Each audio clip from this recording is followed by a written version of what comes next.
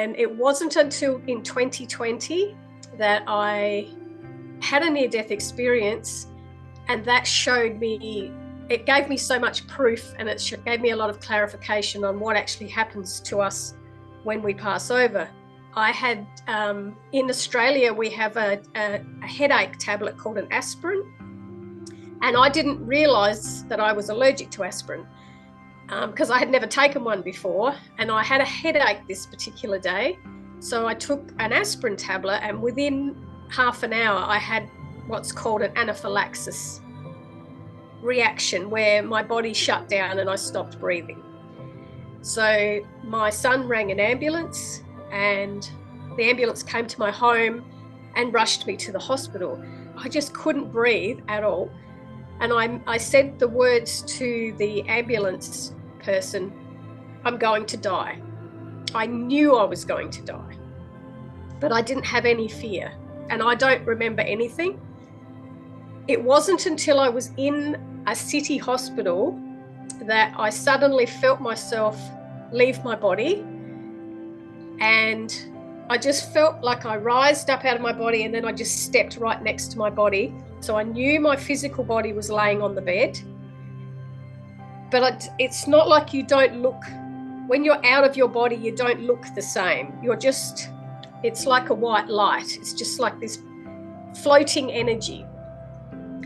And I moved closer to the doctor that was he was putting tubes down. I could see him putting tubes down my throat to open my airways. And my soul was next to him.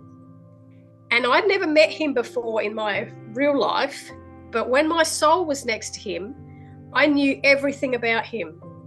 I knew he was married, I knew he had children, I knew why he became a doctor. It's like I had access to his entire existence on this earth. And then I moved close to a nurse, and the same thing happened. I knew who she was, I knew her whole life story, but I had never ever met either of them in my life. But I knew them. It was confirmation that our souls are all connected, and we really do know one another. It's just when we come into the physical body, we don't know each other. We have to meet each other. And that's also why sometimes when you meet somebody, you feel such a soul connection to them. So after the nurse, I looked a particular way, and I saw this spiritual energy coming down a hallway. It didn't look like a tunnel, and I didn't see a light, but it was just like this really, really long hallway, and this big male spiritual entity was walking towards me, and I felt very safe. The whole thing felt very loving. Everything felt loving and peaceful and calm. There was no fear. And he came towards me and said I had to go with him. So he started going down this tunnel, and I started following him. And then I looked over to the side, and I could see everybody that I had ever known in this lifetime that had died. They were all there. So my mum was there, and my grandparents were there, and friends that I had known. Even a school teacher that taught me in school was there.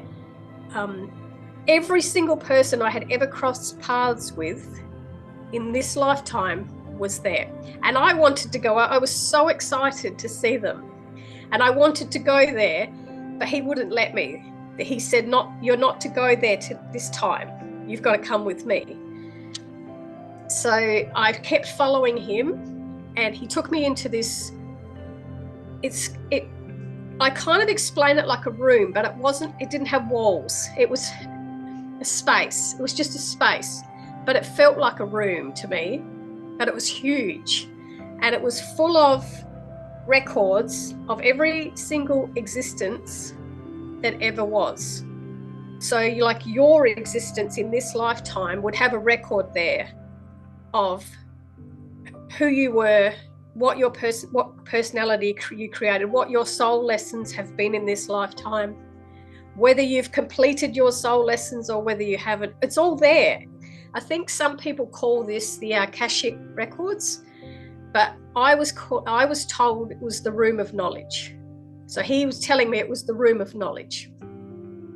And it's kind of like if you grabbed a book off the shelf and without even opening it, you knew the whole story. You could just hold it and feel the whole story. That's how it felt like. I could look at somebody's existence and I could know their whole story of their existence. And while I was in this space, he was giving me information, which it was what I call a download. Like he was downloading this information, and I wasn't meant to remember it all when I first came back into my body. And it's been 3 years, and it's little bits and pieces are starting to come back into my consciousness. So I'm remembering little bits and pieces as I go. It's kind of like if you remember something from years ago and you forgot it at the time, but then it comes back to you. It's like that.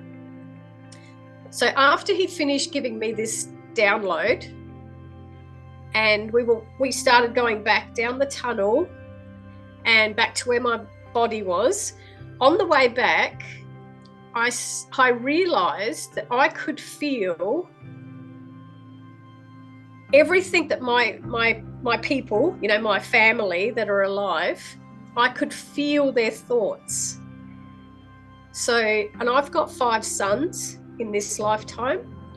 And in that moment, I could feel what all my sons were feeling emotionally at the same time. It wasn't like I was just feeling what one son was and then what another one. I could feel all of them at exactly the same time. And it's kind of like when they think, their thought has an emotion, and that sends out a frequency, and that's what I was picking up. So that's how I could know what they were all feeling. Then I came back to my physical body. I saw my physical body laying on the hospital bed, and then I went just above it. So my physical body was there and my soul was floating just above it. I wasn't fully inside my body. I was just floating above it.